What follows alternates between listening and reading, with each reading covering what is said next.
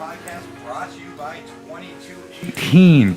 Hope everyone had an amazing holiday season and a happy new year. We haven't seen you guys here all year. Yuck, yuck, yuck, yuck. Hey, Tim, you want to cut the promo? Yes, I do. Again, Tim here, Addict Alcoholic. I would like to let you know that if anyone would like to give, you can reach out to 2218, who is hosting this for us. You can find a link here on this on Facebook or what have you. Go right to their website. And with that, thank you guys for checking in with us. Hey, I just want to give a special shout out to the two people who still won their prizes. We'll be reaching out to you later on tomorrow if you don't reach out to me and everyone listening to the show. If you want to get a hold of us about guests or topics or anything, you can reach Tim at Timothy J. Warren on Facebook. Or you can reach me at Tad Ackerman on Facebook. So with that being said, we got a great show for you today. We do. We got two very special guests, a really good friend of mine and one of my new best friends. Bob, you want to say hi to everybody? Good evening, everyone. I'm Bob S., and I'm an alcoholic, and I'm more than pleased to meet you here. Hey, Bob. And the lovely Mr. Keith Campbell. You want to say hi to everyone? Hello, everyone. So, today we're going to be talking about action in recovery. So if you guys don't know, Keith and Bob both are men of action. Keith has started some organizations on Facebook. He's starting another organization. We're going to get into that.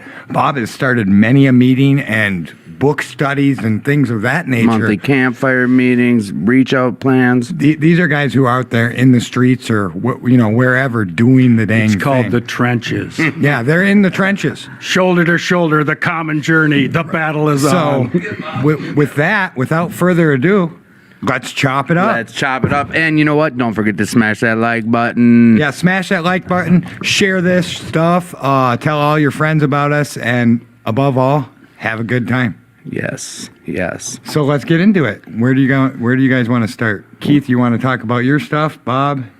It doesn't matter to me. Why don't you talk about sober and serious and then segue into your what is it called? Well, I'm kind of deciding on the name right now. I was going to call it Recovery Empire because it's like going to be like an empire of a bunch of different recovery organizations coming together and working together and being strong like an army. But I'm not 100% sure on that yet. I'm allowing some other people that are helping me to decide if that's the correct name or if that's the right name for what we're going for. And when it gets started, Keith will be on here talking more about it and giving away merch. Oh yes, the merch. Yeah. We're looking forward to that. Absolutely. So, Keith, I know you because you used to speak at treatment centers, and I just know you from around.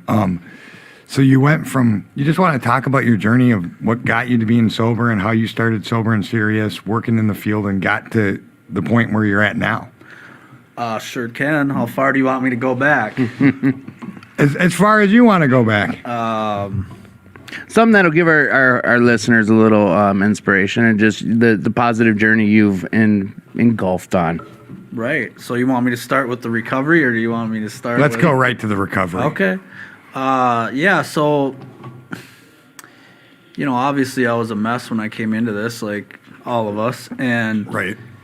I just had enough. So, like, I didn't want to take any chances, right? I knew after trying this recovery thing on my own so many times that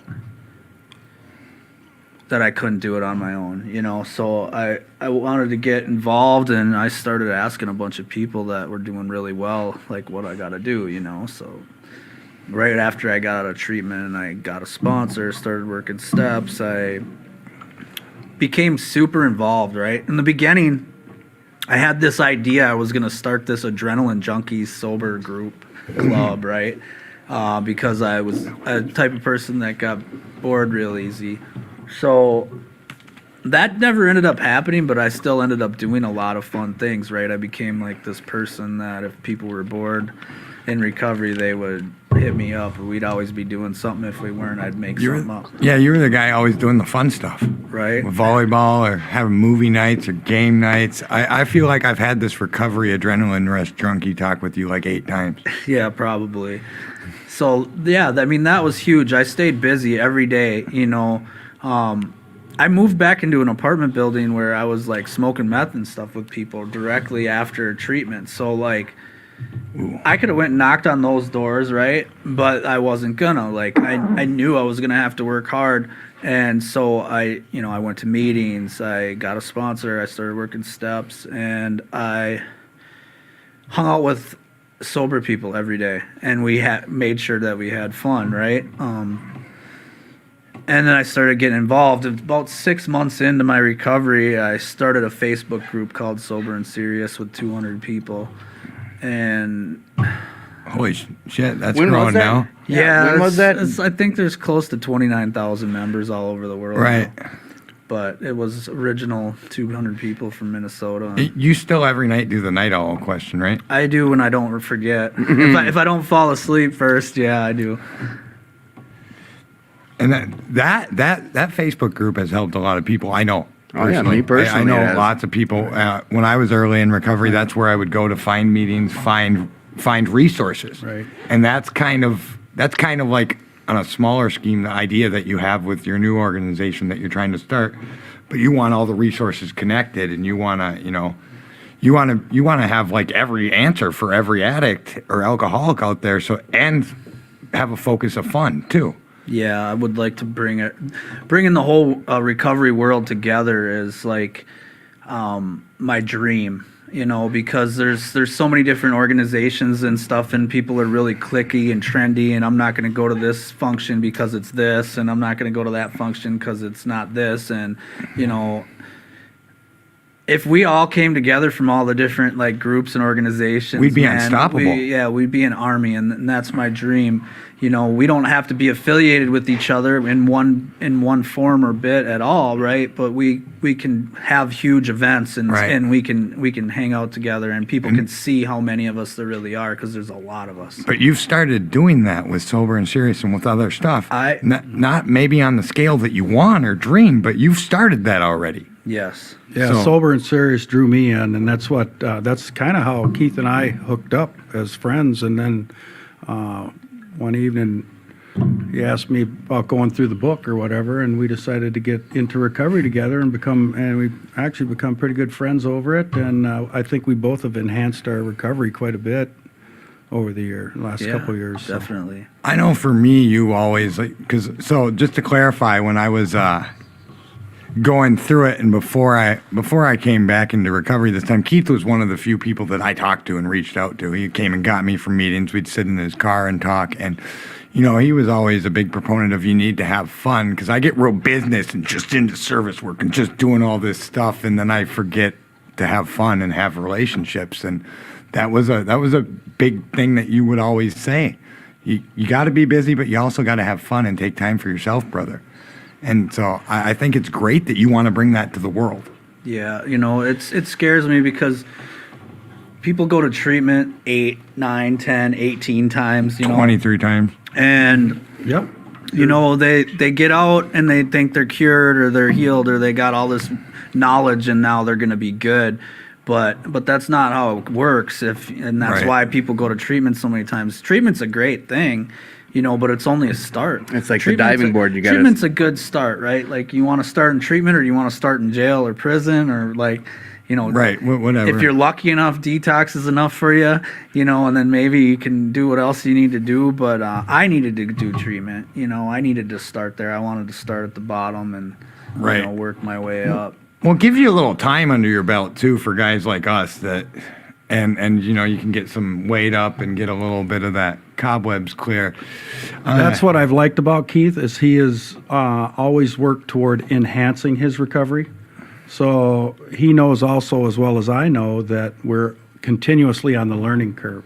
Always growing. So, yeah, always growing, and that's what keeps him on the curve of doing things differently, and that's what's helped motivate me to help other people that want to further their recovery. Because do you want to settle for what I call rub your butt recovery, where you come in 5 minutes Right. before the meeting, sit down, 5 minutes after the meeting, you run out the door? You don't enhance your recovery that way. The real recovery happens from watching and being with the people that are in your lives that are actually following and being prime examples of what true recovery truly is. There's the meeting after the meeting. There's all sorts of things involved, and that's a big reason I wanted Bob on here as well. As he taught me a lot of these things in my journey on this whole thing of recovery. But And that's what Keith's into. right, you know, and big time. back to you, Keith, on that. On talking about sober and serious. What were you at with your clean time when you started that? I think about 6 months. 6 months in, so Yeah. you were on that pink cloud People banging were it, or- laughing at me. Well, see, I never came off my pink cloud. There you go. Let's talk about it. And people said you're gonna, and I said no, I'm not. Because I worked steps, right, and like I got all them. Like I forgave myself and all, everybody that did anything wrong to me, like, Right. and I cleaned up my side of the street, right. Nice, So nice.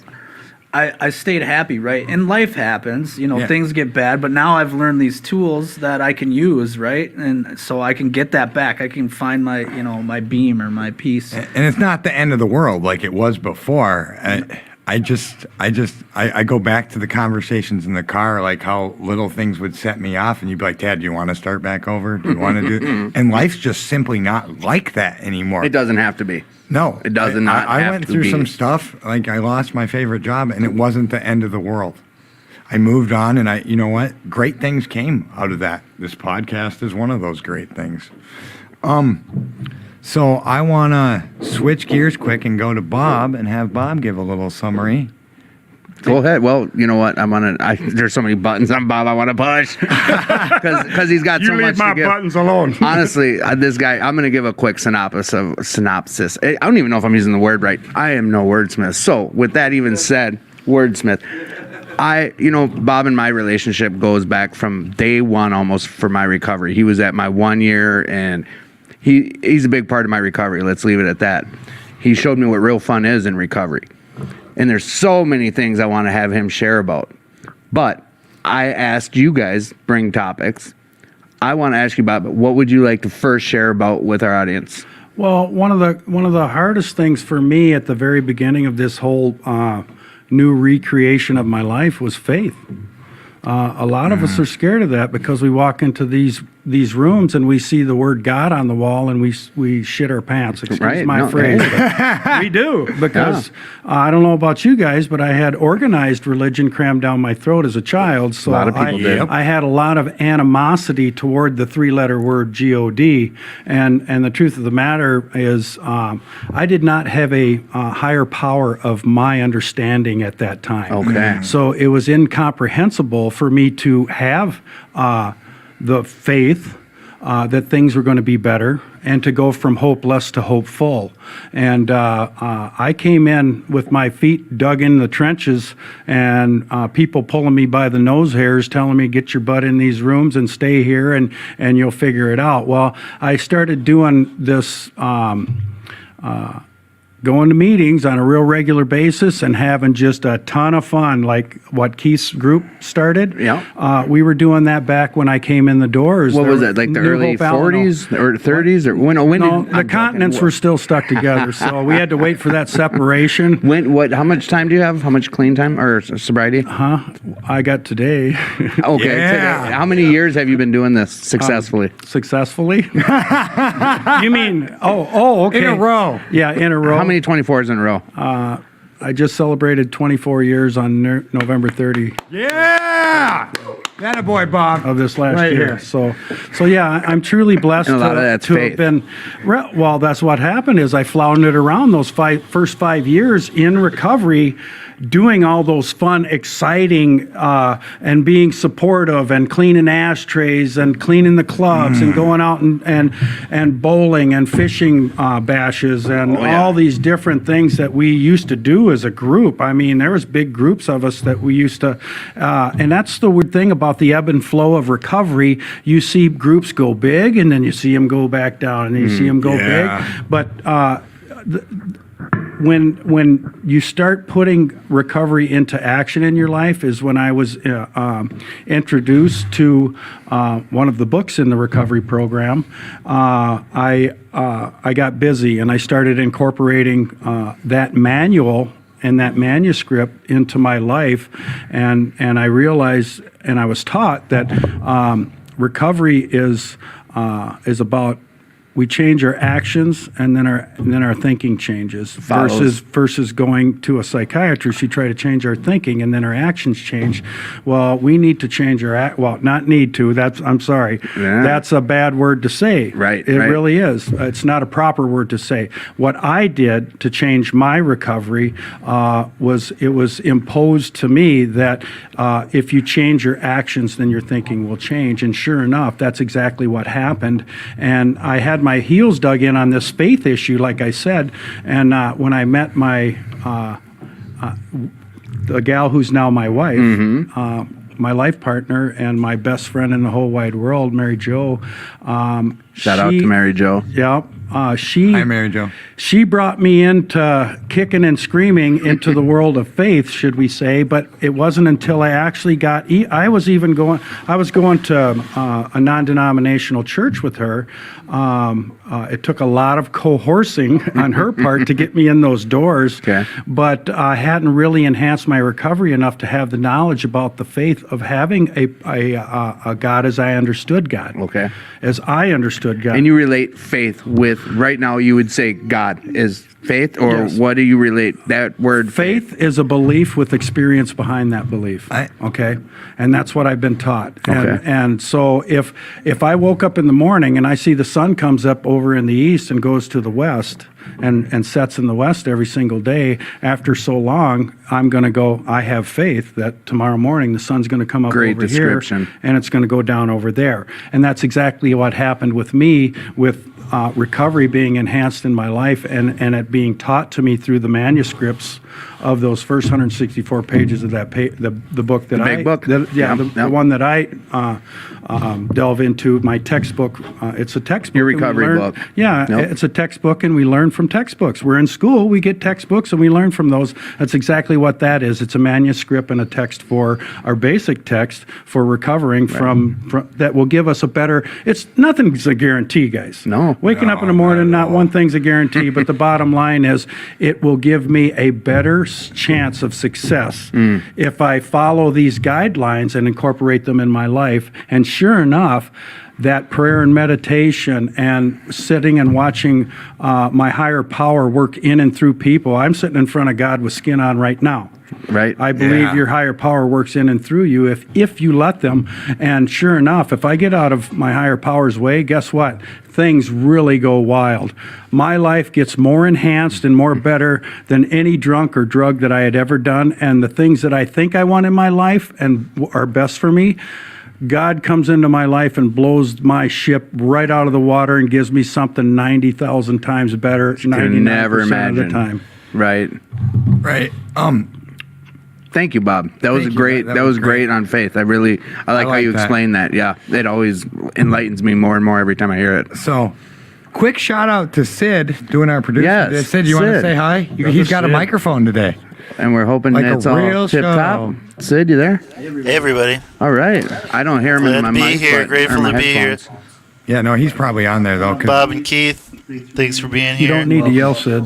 Just kidding. Thanks for sober and serious. Been there for me for quite a few years now when I needed it, and when I didn't need it for myself but needed it to reach out and share the message. So Well, thank you, Sid. He's Thank running you. our boards too, and he's the big mind behind everything right now tonight. Also, Matt is not here, but he's here with us in spirit, watching the show. You know, reaching out to you on Oh, Facebook in the JP. comments. Yeah, we got a lot. JP said he gave us all four of us a shout out. Said what's good. What's good, JP? Ryan, who was one of our prize winners. I just want to say, hang in there. He said he was having a rough time. Yeah, I saw that. And you know what? I think that's I got a great question based on that. But before we go into that, I just want to say this is an interactive show, so it only works if you guys are giving us questions. Otherwise, between the four of us, we could talk all night. Isn't that right, guys? Oh, yeah. About anything. Oh, yes. But so if you guys have questions, send them in, and we'll do our best to try and get there. You two have a lot of skills between you and a lot of life experience. And, so what would you say to people who are struggling early on right now? What's your advice, or what would you say that you wish someone would have said to you? While struggling? Yeah, I mean, chase your recovery like you chased your buzz. You know, some people say if you put, half or an eighth or a quarter of the effort into that in your recovery, you're good. But like, I'm all in. Like Right. I hit the ground running, and it's a good thing I did, because I could be in trouble. If I would have not did one thing that I did, who knows if I'd be here right now. Right. You know what I mean? And that's why I did a lot of extra stuff. I really went. I think I was lucky. Bob talked a lot about faith, and I think I was real lucky that I came in to the beginning with a strong faith, right? And I never used to have that. When I was 12, my mom died of cancer on Christmas. So like I was stuck in between like Sorry a to hear place that. of either hating God or not believing in God. Like if there is a God, how could He do that? And Right. If He is, whatever. So for a very long time. I held that anger, when I realized it was like a resentment against God. And I would tell people there was no God, and I would argue for hours, Well, but at 12 years old, I mean, they rode with you this whole time until recovery, or? yeah, I talked believe about it it a would. lot, but yeah, it definitely did, and I didn't realize, that I didn't realize I had a resentment against God. I wasn't even sure I believed in God anymore. But, when anything bad would happen, like, you realize how small you are, and, like, God, there's no way there's not a God with me sitting here right now. Like, Right. I shouldn't be here. I shouldn't, I think there's You a said it purpose. perfect. Right, I feel the same way about myself. I'm living on borrowed time, man. Like, I should be dead like a lot of my friends, or in But- prison with them, you know what I mean? God has taken what you were and changed you into something that's helping people and help. You're a tool. Like for Bob God. said, Yeah. God was skin, or Bob touched on that too. And I personally, now I'm gonna kind of side note this because Bob shared about it, and you have too. He talked about getting into, hit the ground running, have fun, connect with guys that are doing things that are fun in recovery. And Bob's monumental for me when it comes to that. And one of the little stories, I'll touch on quite a few tonight, but one of them was, Tim, we're going to go to Mall of America. We're going to watch some guy in recovery do stand-up. And I'm like, and me, no, wait, don't kill this punchline, guys, because Okay, now I get to be the cop. No, like me, I'm a big comic guy. Like, I love comedy, and I know there's a few guys in big name recovery comics out there, and one of them was headlining. I'm like, hell yeah, I'm in 100%, Bob. And this is the thing. I mean, Is this Bob, how you met Keith? no, I've seen him since day one. Like, it's no different than you. Keith was always there. Like, he was always, if you're going to meetings, you're going to run into him eventually. That's how it was with Keith. And you go up to him, you got to get outside yourself sometimes. And me, I'm just a nutcase sometimes, and I'm going outside myself all the time, whatever. So Bob's like, let's go to Mall of America. Let's watch some comics. And I know one of the comics. I'm like, shit, I wonder who it could be. So we get there, and sure as shit, I think, were you the opener or the second up, or? I think I was Keith was there. second. He was up there doing stand up. I was the opener, but there was a host before me. Yeah, that host guy. But so Keith's up there doing, like, this is one of the many things. At that point, I was like maybe 2 years. This was before masks and all that crap. We could go have fun. So it was a packed house. Like, Rob was there, right? You were at that, weren't you, Rob? We got Rob in the audience, yeah. So I'm seeing all these familiar faces, and I'm like, oh, Keith, oh, it's Keith. I'm like, oh, the ball. Not, I don't like to even talk that way, but the cojones is to get in front of, like, he's not a professional stand-up by any means, and to think like he worked on this and honed this and like had faith to get up on stage in front of. That's one of my favorite things about That's Keith. crazy. He's chased his dreams. And he killed it. Like, he was up there, he got standing From ovation. dancing, anything that Keith has ever said he wanted to do, he's at least tried it. Dude, He he goes killed up it. and You gets went it. up there and killed it. So He's you know one of what? the guys that doesn't live in contempt prior to investigation. He gets his butt up on stage and does it. Yes. And that's just like, yeah. and share if, about that, and if dude. something doesn't work out, you move on and try the Yeah, next I thing. want him to I've tell always our admired audience about that. Yeah. I want him to talk about that night, that event, and leading up to it, and what that was about, if you guys don't mind. Yeah, so there's this thing called the Attic Comedy Tour. They're like the most sought after, best recovery comedians out there. and they, one of the guys was coming to Minnesota, and he called me, or he Facebook messaged me or something, and he was like, you want to perform? He's like, he'd seen some of my videos of, I'd performed maybe 3 times before Weren't that. you in a contest of some sort too? So Or? one of my guys threw me under the bus, and he's like, "You're gonna do this. You're gonna do this contest, right?" And it was like this recovery comedy contest, and I had never done stand up before, and I'm like, "Isn't that like in 2 days from now?" And he's like, "Yeah." So Lots of practice. I Keith. was like, "All right," you know what I mean? Because if people ask us to do stuff, we say yes. You right? got to say yes unless you have a So- valid reason to say no. That's why I'm here tonight. But yeah, so that's why. I mean, I was like, whatever, right? So I wrote stuff down, and I got real serious, and I even called after I had all my stuff I was gonna say in my notebook. I called my one buddy, who's he's a professional comedian, you know what I mean? That's what he does. And he's like, "You wrote this stuff?" He's like, "This is really good." He's like, "You might want to change this to say it this way instead." And You reached out to get some help. And yeah, so then I did that contest, and I think I pretty much smoked it. And I didn't know. Oh, he's being modest. I heard about it. He killed it and he took it home. Boom. I didn't know that by winning that I was gonna have to perform in front of 1,000 people in some giant room. There was a couple hundred people in there. Was that nervous for you? There was a couple hundred people at that, but the next time I had to perform from winning that contest, there was 1,000 people in there. I believe it was, so. it was a huge room. So I've never thought of you as a guy who gets nerves around people because you're around people all the time. But was that intimidating? the 1,000? most nervous I've ever been is doing stand-up comedy. Yeah. I speak a lot, a lot of events and churches, Treatment and wherever, treatment centers, and big camp outs, all kinds of. Quick question about that. Your experience, strength, and hope, when you share that, is there a lot of, I don't want to say laughter, but do you bring comedy into your experience, strength, and hope? I want to, because some of the best speakers I've ever heard do that. Oh, yeah. And I'm just not that good yet. I speak a lot. People ask me to speak, because they know I'll say yes, or people say I'm good. But to be honest, there's way better speakers than me, man. And I'm not even close to one of the best speakers. I have so much to learn on speaking, but I don't get nervous speaking.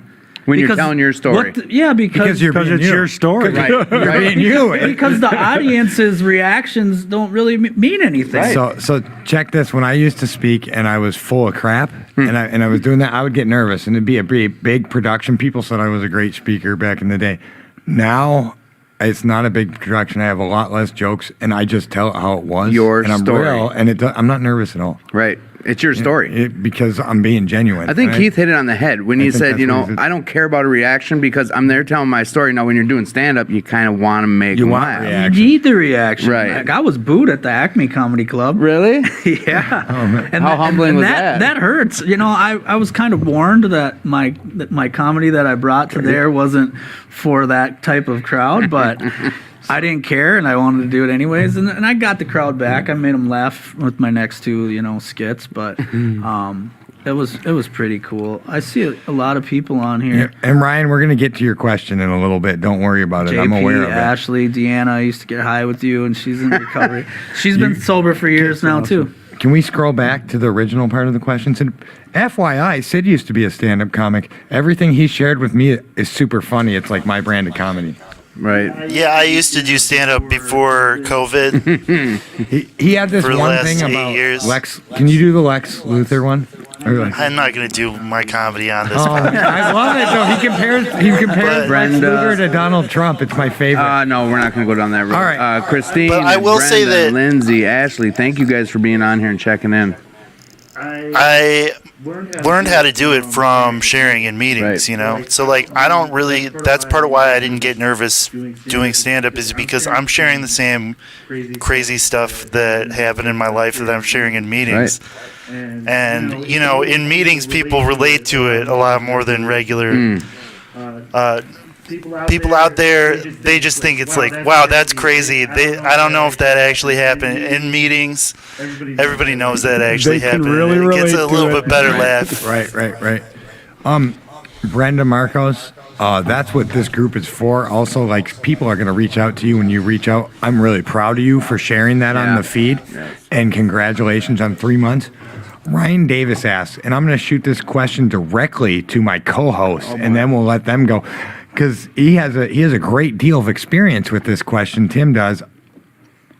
How do you deal with a family member that's struggling with addiction and doesn't want to admit it? You know what? I'm going to be honest with this. Is I'm still learning, and 3 years in, I reach out to people like Bob. I tell him, hey, I'm struggling, and you know what? I have to remind myself it's not about me, but the other members of my family. A big concern is my reaction to dealing with another family member in active addiction. They're worried, am I going to go back out? You know, there's so many facets to this question, but honestly, what I do, I come to a meeting. During Burning Desires, lately you'll hear me sharing about my burning desires is that, you know what, I'm struggling with anger because of XYZ with this family member, or I call my sponsors, I call my friends in the recovery community. I reach out to people like Bob. Bob's heard my shit, I'll tell you what. But he saved my life. You go to people with experience in recovery and you bounce it off them. Don't make any decisions right away. That's the best advice I can give is reach out, reach out, reach out. That's my experience with it. Thank you for the question, Ryan. Geez, we've got a lot of people. Nathaniel, Brenda, thank you guys all for being a part of this. Hey, man, a lot of people like Bob on the internet. Not only the internet. Oh, in real life, people like you too?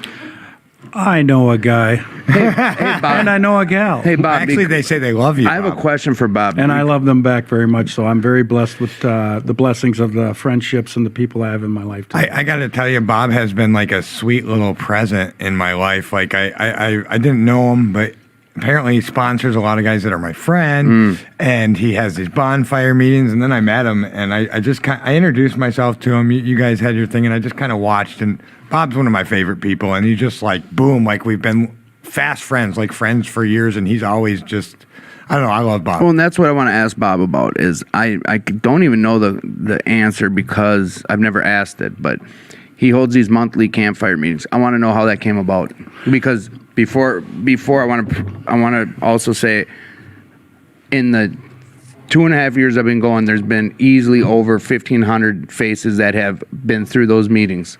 Between 50 and 100 people show up at these monthly, once a month campfire meetings. How did that start, Bob? Well, my wife and I was getting ready to retire, and I knew that I wanted to get out of the city because I needed a bigger box to put the man toys in, should we say. So we ended up buying a really nice 2.5 acre lot up in Ramsey, and we were there about 5 months, and my wife looks at me and she goes, well, we should entertain out here because we both love entertaining and we love having our friends in recovery. Well, you guys both sponsor tons of people, correct? Yeah, we have a couple of people Right. that we talk to on a real regular basis. Your wife That's and a you. solid foundation. Yes, Yeah. okay. Yep. And we do work a lot of recovery with a lot of different people. And so she looked at me and she said, well, maybe we should do something like a meeting. And I said, you know what, that would be awesome. But to be honest, I don't know how it's going to fly. So why don't we try a campfire meeting and see what happens? And she goes, well, how often do you think, and if I had my way, if I wasn't as busy as I am doing the things that I do, I would love to do it once a week, but we just can't. So we decided to make it a potluck dinner with a social hour an hour prior to the meeting, and then the meeting starting after that, and then one person would take topic, and that started about 8 months after we moved in, and I started building a huge garage. I'm being honest, people. The Garage Mahal is Yes, what we it's- call it. yes. The Garage Mahal. It's a 12-car garage with a bathroom. Pretty sweet. Yes. With a bathroom. And a lift. And so sure enough, the first month we had like 20 or 25 of our closest friends in recovery come over to this first event, and it was like 20 or 25 people. And then the next month, which was like August, it was like 30 people, 40 people. Then the next month, it was like 50 or 60 people. And we're like, wow, this is real. And then my wife's like, well, fall's coming. You better get going on that garage. And I go, what do you mean? I go, well, I got the garage insulated. And she goes, good, now we can have meetings inside the garage because it's a heated garage. Oh, yeah. And so sure enough, the attendance dwindles down to about 30 to 40 people on a real regular basis in the winter. But I mean, we had one meeting, we had 90 some odd people last year. Yeah, and it was there, just, yeah. It was awesome. It's unbelievable how much it has taken Well, and off. here's something I wanted to share about that, and this is why I brought it up. And the question about family is, I got my 2-year medallion in your garage, and my mother, my father, and my brother came to that meeting. Yes, I remember There that. wasn't a dry eye in the house Yeah. after the shares, and that's not the point, the dry eye, but you gave us a place where I was able to bring family to. They're not part of this program. Right. The only affiliation they have is their son, who's a part of the program. We want Right. everyone to feel And welcome. they felt welcome. a real They special moment, too, for yeah. you, I Oh, my imagine. mother, my father. I had support, and that's why you'll hear me talk about that. My gratitude every time we're on here, and that's Bob's monumental. And that, not to mention other things we're going to be talking about. I'm going to be bringing up. We really wanted it to be a recovery meeting, not just an AA meeting or an NA Yeah. meeting or any of that, because we want Recovery. everyone to feel Recovery, welcome. yeah, and that's We what want it's become. everyone to feel welcome. And we have been just so blessed because it couldn't happen without the people that show up on a regular basis. And there's so much really, really good, deep-rooted recovery. I mean, there's some really strong John recovery B. people. I mean, the things I've Yes. heard from some of them people that share there, just Yeah. boy, oh Truly boy. blessed. Yes, Truly blessed. God with skin. Chad? Do you, Keith, have any advice for anyone who's struggling with family too? Man, there's nothing you can do about it. You know what I mean? Like, everybody, calls me for these magical answers, and I used to expect and them they from you, want me too. to save them, save their family, save their husband, save their wife, save their child. You know what I mean? And I let them know first out, like, I can't save anybody. Like, I have no magic words that are gonna make anybody change or want to change. If somebody's willing to talk to me, I will talk to them. But the whole thing is I had to I had to look back at me, like, what was anybody gonna do to make me get sober? Right. Spot on. You That's know, spot on. How many times did people say, "Hey, man, you got a problem," or you getting sick of prison and jail yet? Like, Right. maybe you're very intelligent. You have all this. What did my teachers used to say? Like Potential. I was full of potential, but I didn't care. Right. I didn't care. I had money in my wallet. I was selling drugs in high school. You know what I mean? Like, You getting sick of prison and jail and treatment? Yeah, you just but- gave me a flashback to one of our car talks. That's what I was going to ask you, Tad, is the same thing you kind of asked Keith, but I know you had family that cares about you, and in your addiction, when you were out running and gunning, I cut him off. okay, When I'm addicted, you cut I bail. everyone. I bail on everybody. Okay, but Nobody that, sees me. was there anything someone was going to say to you that was going to put you in recovery? I just want to preface this, and then I'll answer your question as Okay. I skirt around it real quick.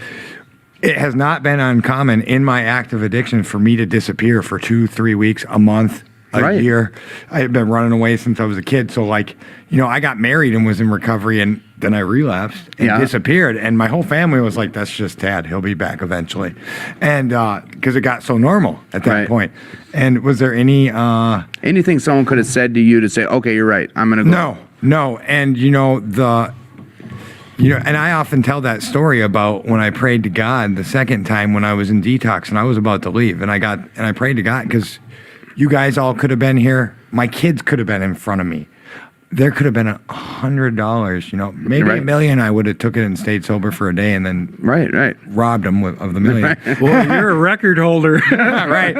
But so I prayed to God and I looked in the mirror and I'm crying because 5 minutes to leave detox, and I can't say that I'm not. I have to say I'm going to kill myself to go to the psych ward to wait for treatment, or they're letting me go to the streets right then and there, and I couldn't do it. So I prayed to God and I was like, God, please just let me do this. Like, give me a reason. And I got a phone call from someone in prison, a friend of mine. And he had talked to me, and had that call come from anyone else, I wanted to listen. You told me this, yes. Yeah, yes. and it was pretty cool. Oh man. I want to give a shout out to JJ, aka Jessie. She's been one of my best friends since we were like 14. We've been friends for 20 years now. She's just talking about, when One I of was your running, disappearing acts? when I ran away, she had flyers of me. We went around taking them down when I was 16. I ran away and we went, and my mom had just put up flyers all over Northtown and everywhere. And we went around taking the flyers down behind them as they were putting them up. So you know what? Dan said something pretty strong. Sometimes the best thing, when you go over it, it blacks out for us. Sometimes the best thing you can do is to let go. Holding on will hold your growth back. Put your recovery above all else. Deanna knows that. She was a good friend of mine, and her ex Keith, her kid's dad, he's still out there using, and she's doing really good. If Right. she wouldn't have let him go, she'd still be using with him. Right. So your recovery comes I first. love both them guys, but Right. like she knew what she had to do. I got friends and family to this day that I can't talk to. Right. And one of them, my brother, Vinny, he has my kid right now. He's raising my kid. He's doing a good job. I can't hang out with him because he has his own life and he's probably not an alcoholic, but he can drink whenever Right, we get he's an together. army.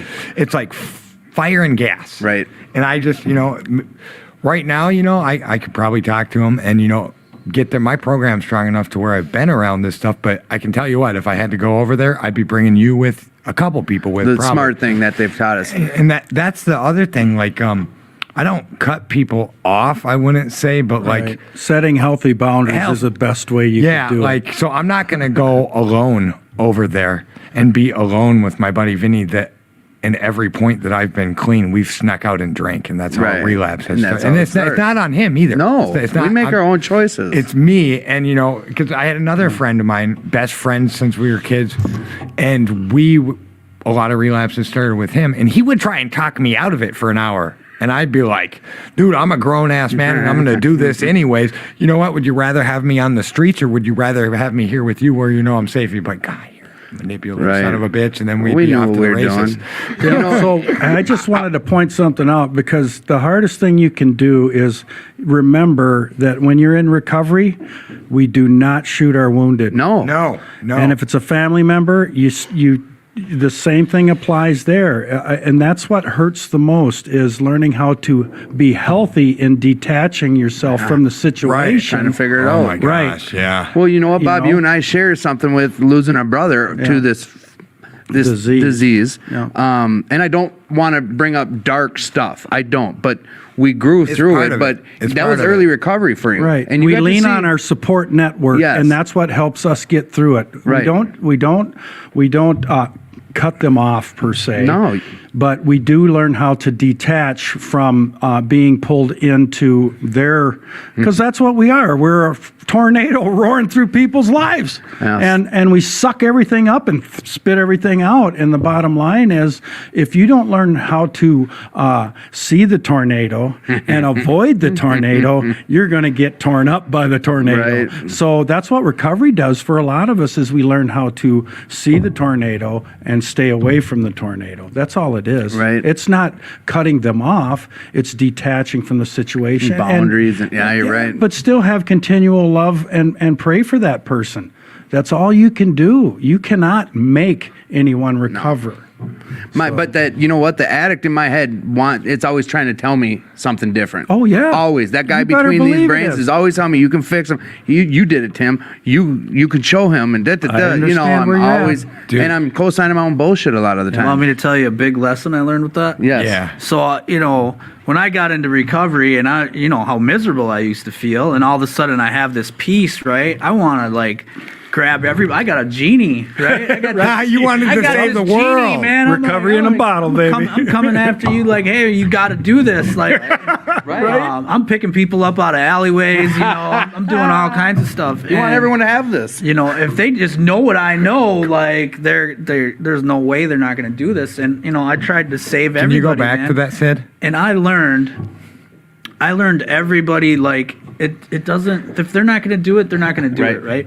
So instead of you get frustrated, Oh yeah. you get very frustrated, and in the beginning, but Yeah, it hurts. until you learn that, hey, you can just say what you can say, and you got to be with love. What Bob said is huge, because you can actually scare people away from recovery. Right. Oh yeah, By trying to force them to Right. do something. Because gotta do it this way. what do we do when people are telling us what to do? Like, sometimes we're going to do the opposite Right. just cause, right? And that's been coming up a lot in meetings lately. Like with Elena, I like 3 of the past meetings we were sharing about the same thing. Yeah, I mean, Like you could scare.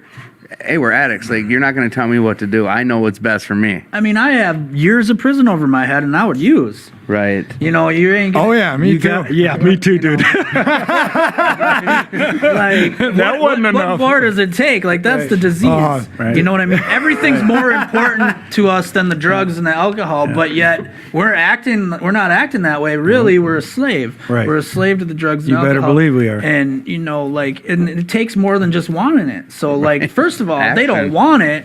Like they're way down there, right? Because you want it way before you're willing to do what it takes to get it. I just want to read this comment that we've had spotlighted This is a here. good one. Deanna says, Campbell saved me from the shadow people once invading boy. our apartment. Laugh out loud. True story. Oh well, let's hear this true story. Yeah, so you're rescuing people from shadow people. Man, you're That's a hero. meth thing, right? Yeah. Oh yeah. Maybe. I He don't looks know. right at me and you. No, that's, if you ask me about heroin, I'll tell you. I don't know about meth. If it fits, wear it, I guess. Yeah, that's a meth thing. I did for 2 years. Heavy did meth towards the end, and yeah, I was something else, boy. And Yeah. hey, thank God for meth, because it pushed Honesty, me, I like it. Right. pushed me right. to my breaking point where I was ready to be done with everything for good. That's Oh my a God. scare. That's And a heavy and statement. That's another thing. I've been there twice with meth. That's yeah. Hey, I mean, how many times have you said this is the last time I'm gonna do this? On day what? Where 7, where I 8? said, and that's what I mean. Like, wanting it's not enough. Right. No. Wanting it's not enough. You guys talked about at the beginning, action, into action. Right. You got to make some major steps in your life, some major choices, and stick Right. to it. Like, Yep. like I was BSing with these guys like last night at midnight. I'm like, all right, I'm done eating after midnight. I'm not smoking no cigarette. By 1:30, I had a fried Oreo, 2 cigarettes, and I'm like, you know what? If I only wanted this as bad as my recovery, and you know what? We talk about that, the faith thing. I look at a lot of that, it's a roadblock. And when people say this, that, and the third, for my recovery, there's no roadblocks. There really isn't. No. When Bob says, Tim, this is what I did to stay sober, you're going to see me mimicking that.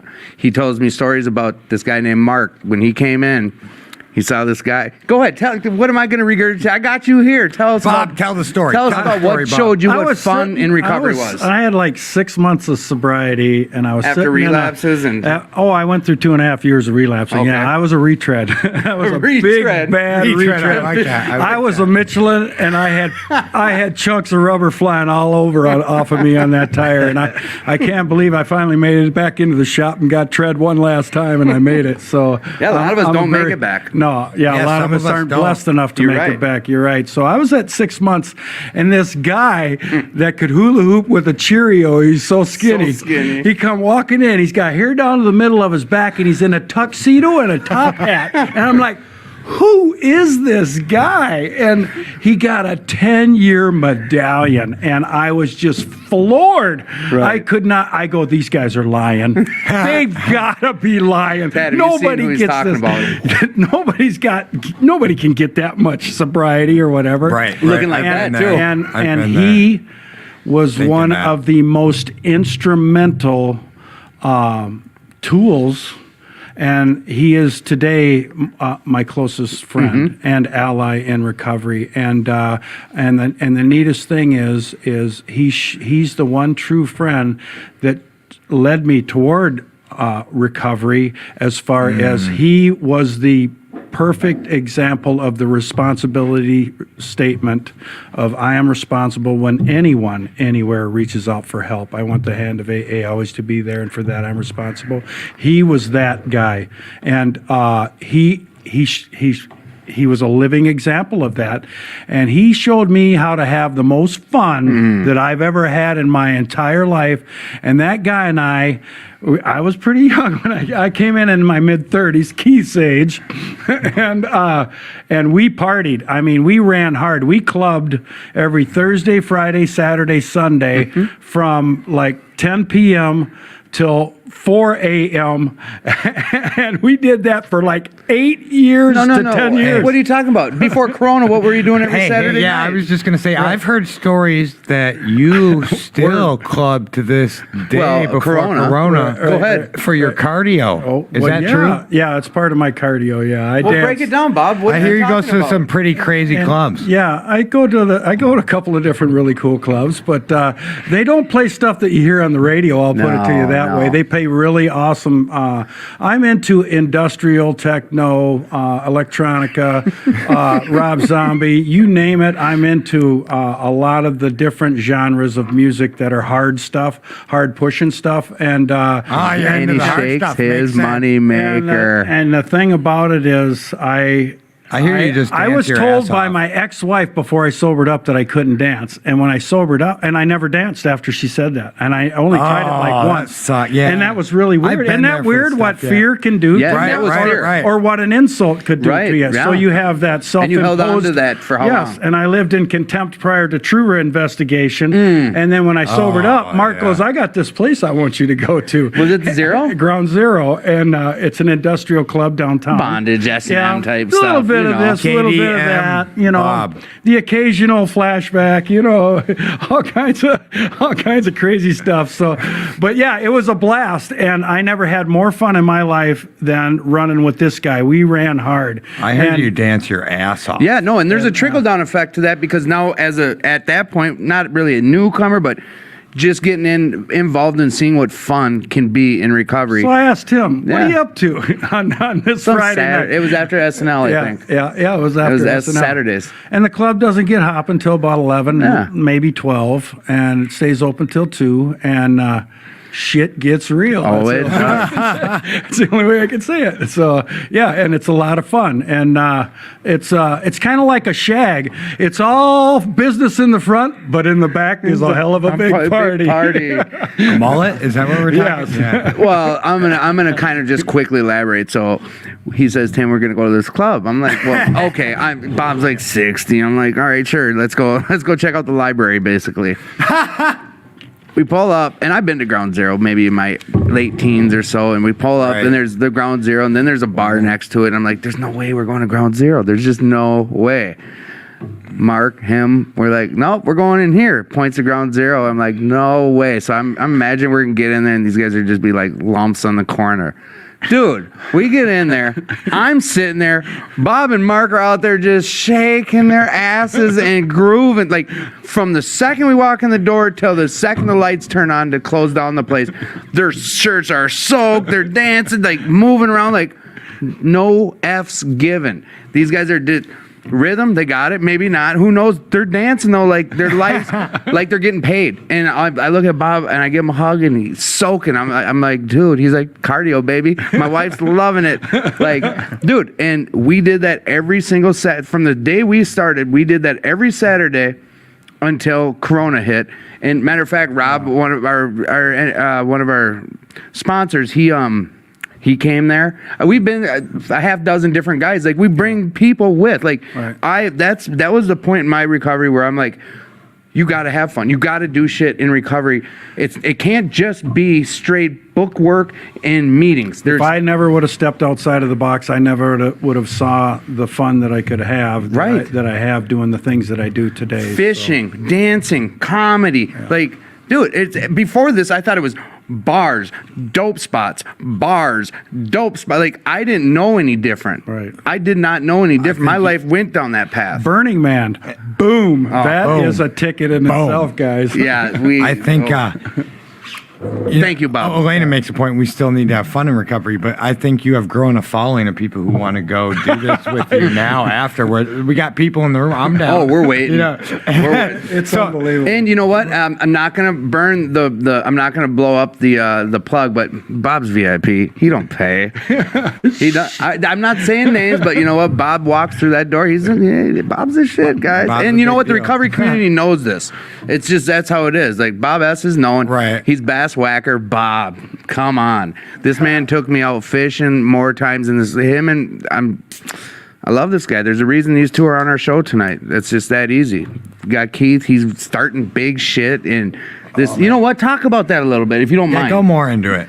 We want to hear more. So I'm starting. Well, it's already started, but it's a recovery community organization, and I want to change the name of it.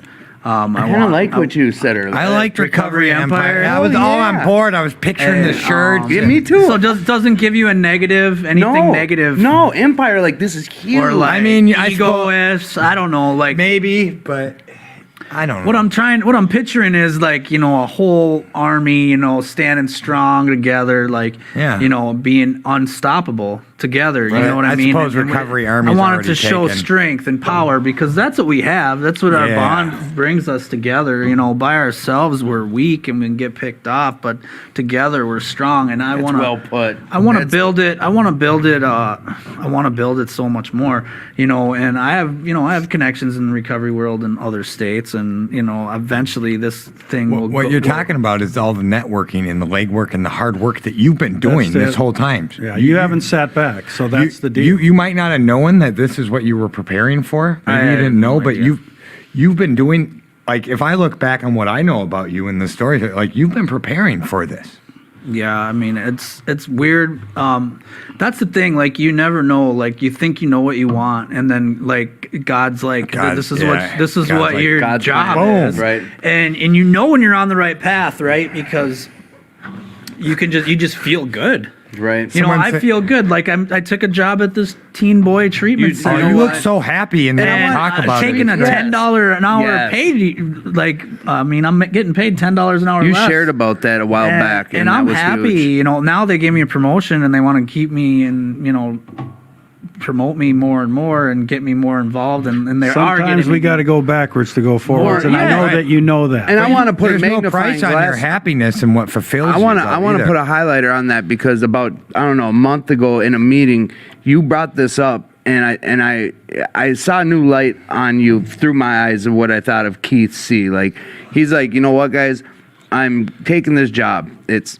the least amount of money I've ever made legally, and you know what? And I think you said $10. Like that's basically poverty. You're not buying a house. You're not gonna flourish at that amount. And he made it real clear, like it's not the money.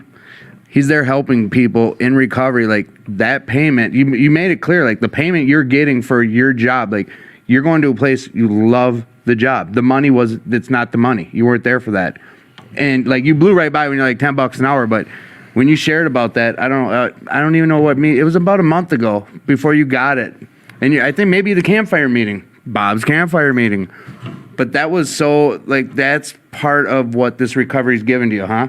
Yeah, I mean, it's not $10 an hour. It's $10 an hour less than what I was making as a bricklayer in the union. But so I make more than that, more Okay. than $10. So But I only it's heard- okay. $10 an hour less than what I was making. Which is Oh. a substantial. It's huge with all my your- bills that I already $10 had. an hour pay cut. I don't care what you're making. You Okay, take I 10 didn't, bucks you know an what? hour The less. addict's ears Can only I- heard can what I wanted. I hope you don't mind that I'm gonna do this, but like, so He's doing it. I'm doing it. He's gonna anyways. do I was it. gonna ask your permission, but so Keith had a certain quality of life that he used, and I've been here too with my last job, and so you had these bills and you had this lifestyle that you had, and now you're taking $10, so it's an adjustment. What? How, and many of us have to take these adjustments for our recovery, for our life and betterment. And what would you say, like, helpful? What helped you through that? Because that's a huge adjustment at first. Well, I used to sell drugs my whole life, so I can talk about this a lot. Giving up the lifestyle was harder than quitting the drugs and alcohol because, like, it wasn't only like the money, but it was like the power, and that used to be my higher power, not God, money and power, right? So I'd have money and the power. women and everybody following me, like, and calling me the king, and it was what I always thought I wanted as growing up as a kid. You know what I mean? Like the bomb, the big shot drug dealer. You know what I mean? The kingpin. And when I got there, it was nothing like what I expected. Even So when I was not like living in satisfying. mansions and stuff, like I thought I was pretty smart for a drug dealer. Like I'm not getting caught, but any day, like my doors could have been kicked Right. in and I was screwed, right? But man, like, so living that life and then getting out and like, okay, I didn't have a driver's license, and I wasn't going to drive without it anymore. I used to drive with warrants, no insurance, pounds in the trunk. It didn't matter. But now I'm going to not do that. So That's just a side note, Keith. now I'm going to take a job that I can just have somebody that's going to bring me to work and back. So that's hard right there until I can, save up thousands of dollars that I owe to actually make my license legal again while I'm paying off child support, on my kids that, I wasn't really taking care of before. Even with all this drug dealer money, like I owed $180,000 in child support when I got out of treatment. Christ. And I got that down to like 60 grand now. Nice. That's insane. And I saved up all that money to get your my license back legit. I stayed on this breathalyzer program for like 4 years. I mean, my life did not become this fairy tale, right? Like people think it's going to be, and some people's do. Like they get all these super awesome things that happen to them. All their kids like are back in their lives instantly when they Some holes are deeper first than thing others. they get sober. But like my life wasn't like that. And you talked about losing jobs. I've been through a lot of jobs, and like relationships and stuff. And you learn a lot of lessons in recovery. But like life wasn't easy for me. But it was so much easier than it was from all these tools that I've learned and from having you guys to stick with my back and from having God and having faith that like no matter what, I'm going to be okay as long as I don't use, right? Right. And that's one thing with me, like I shut that door. A lot of people say, oh, I won't, it's bad to say you're never going to use again, but It's like not even I an say option. that. I close that door. You know what I mean? I say forever. Right. Because if I don't, then what? It gives yourself Right. reservations. So- or, You know what I mean? Like, I don't know the future, right? But and I'm not, so I'm not one of those people, and this is just me personally that says that my best day sober, that whole thing. I laugh at that. Well, how does it get my best day sober or my worst day sober? My worst day sober is better than my best day high or drunk. Yeah, Yeah, because that's not true. No, It's because not true for me. for was you fu- guys, it was that's for not me. true. It Yeah. was fun before it wasn't fun anymore. There was the day I was using, Oh. where I made a bunch of starts money, off- where I Yes, met my, guys, but it really does. Yeah, it's a progressive disease. It started for some reason. at the end, I was dying. Yes, Literally, I died. We, at we the didn't end. keep doing it because it was No, horseshit the whole but- time. Right. I mean, I've had, let's say the day that you reached out to me, Tad, and I love you, man. I care about you, and I can hear this pain in your voice and shit.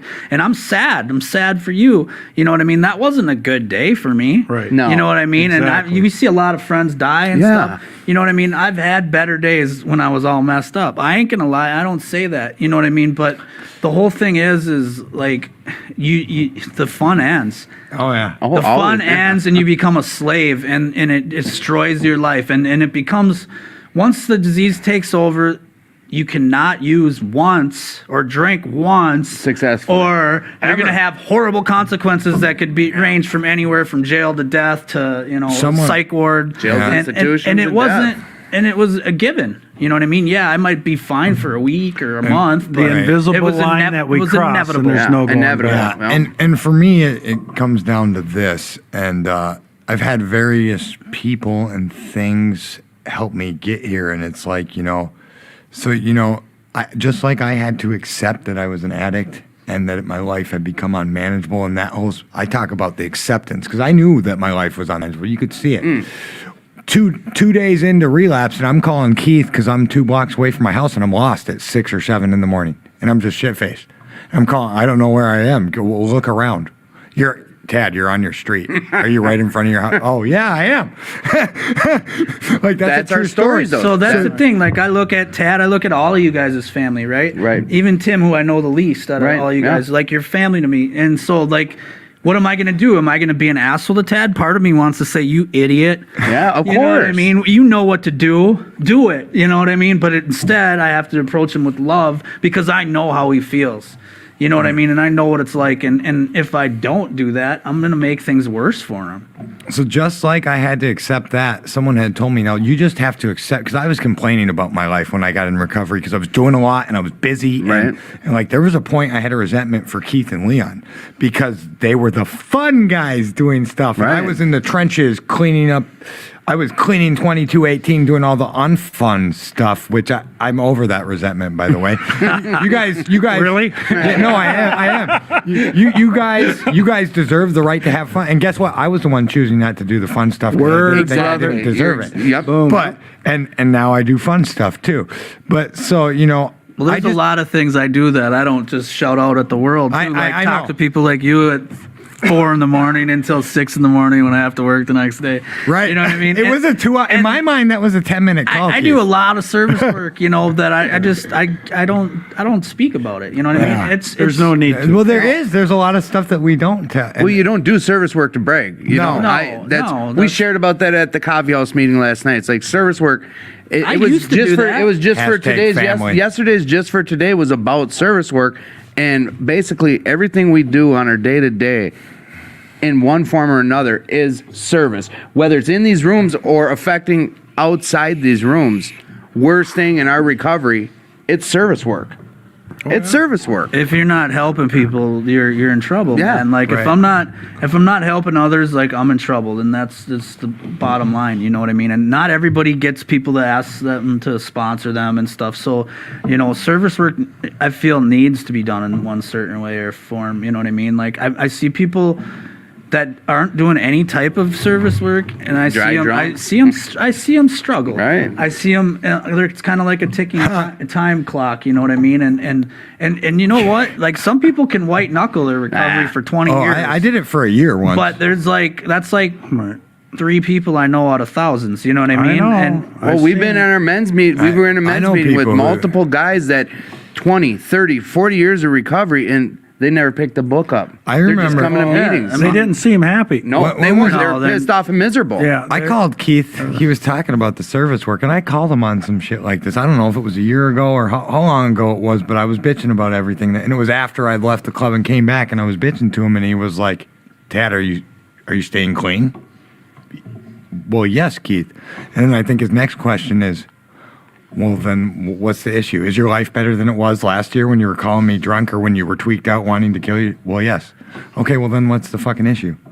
Sometimes it has to, but sometimes it has to be that basic. Someone has to point that out for you. Look, it's helping you and you're a better person, and I'm proud of you. Who cares about everything else? Right. I've seen It's like, things well, where fine, Keith. Right. I've seen things where Keith has posted stuff on, and no matter how strong people think we are in recovery, I got to give them a call and say, "Hey, are you struggling with something? We've discussed a couple Yeah. of things over. I We struggle support too. one We another. all struggle. Yeah. We all struggle. Right. No one's immune to struggling. And to it's the- really neat to this be able to disease. reconnect and try to help each other stay on the same page and have compassion for one another. Right. Because we have selfish compassion when we come in the doors. It's all about me, warming up for the opera, I call it. Me. You know? But the bottom line is we learn to walk out of the opera house and become Right. a Outside, get productive outside. person. So you said it's Yeah. a daily reprieve. Right, right. I remember my thought. Well, So think on just it. like I had to accept the whole, the addiction and disease, and someone had said this to me, I had to accept that this is my life now. yeah. This is, and that's on what you were talking about, never using it. This is my life now. I get to have this life. I get to have a podcast. I get to have friends that start Recovery Empire or whatever you decide to do it. And I hope to be involved in that. And I hope next time you don't have the meeting on a Friday. Yeah. Well, I only have Thursdays, Fridays, and I know. Saturdays off now, so it's tough. My ego's telling me to let you know. How about you just do it on Thursday and Saturday then? Right. But Like I said, that's my ego. I know, want- on our monthly I want it to campfire flourish, meetings on a whatever you Friday, do. once a month Friday. I know. Right. We, You know? but you know what? It happens that way. And we understand that. And like my favorite thing in the world, volleyball, is on a Friday. Right. We've talked about maybe changing days eventually. Oh, this is going to be a mobile podcast Yeah. eventually. We're going to be showing up at, the campfire with We're the going podcast. mobile. Yeah, we are. It's We not- definitely are. Put some wheels on that shit. Let's go. right. That's and the plan. Eventually, I don't know. It's just like I said. I get to have friends that I do. I have friends that have stuff that I don't have, and they have friends, and that's essentially Networking. What recovery to be determined recovery network that Keith is starting is going to be about. So here's and like I was walking into a club a few years back. I mean, I had like 2 years, and I was walking in the club with another guy, and he goes, oh, God. I go, what? He goes, I see that Doors are walking in the club, and he goes, I got to spend the rest of my life here. And I go, what is wrong with you? I see that door. I see my salvation. Right. I see my life. Right. I see things are different from that door. That door so gave it's me all my a life back. Right. It's all that perspective of what you have, you know. So. I agree with Bob. I also go through stages where I start to get sick of listening to people talking meetings, and I start to get bored. Right. You know what I mean? And I'm like, I got to mix it up, man. I got to go hit some new meetings or something. God pulls me all over this state. He really does, and it's really cool because now I've just started networking into a few new meetings, and it's unbelievable Right. how refreshing that is. So I go where my higher power sends me. Right. I want to, and I don't know if this summer, but like one of my things is like Tim has a van. I kind of want to take this mobile and go road tripping. Maybe not this summer, maybe next, and go Once road tripping. Conventions start popping back up. Go to conventions, go to campouts across the country. Yes. With this, and not only will it grow show people the podcast, but we'll be able to show people that there is recovery everywhere. Yes. Yeah. Everywhere. And I mean, like right now, one of the things that we're super blessed about here is that, the governor mandated that 12-step meetings stay open this time. And I know right here in this building, we were one of the places that led the charge on that, and other places did too. But, not all states are that lucky. There are states that have been down since the shot out of COVID. And I was just on that. I was just on T's one and of my- P's to those states. Yeah, and that's one of the reasons this podcast started. And the main goal of this, and you're one of the influences of this, Keith, was to have fun. There's the fun, the thing I usually forget when I do recover, and to be helpful.